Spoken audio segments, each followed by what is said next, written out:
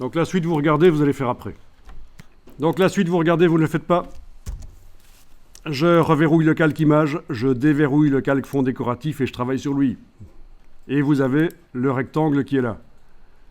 Avec un fond brun, évidemment, chez moi. La même chose que l'autre rectangle d'à côté. C'est juste la copie, en fait, hein, ceci. Je vais faire ceci, fichier importer. Et je vais aller chercher l'image Photoshop.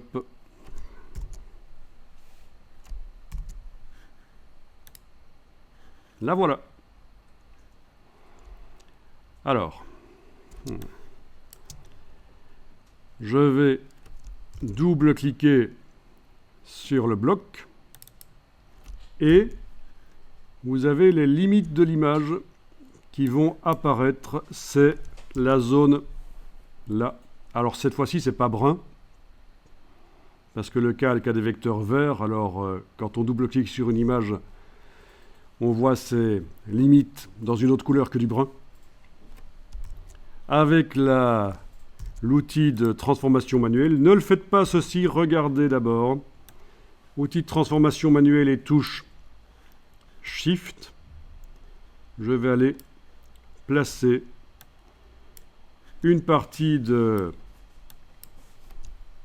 l'image qui va servir de décoration.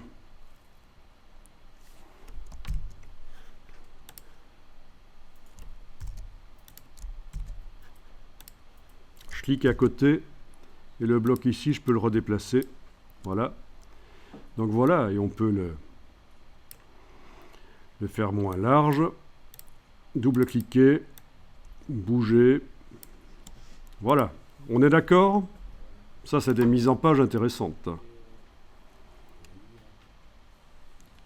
Et on va, au départ de InDesign, activer les calques Photoshop pour que dans le bandeau ici, ce soit une version noir et blanc et colorisée ou seulement noir et blanc.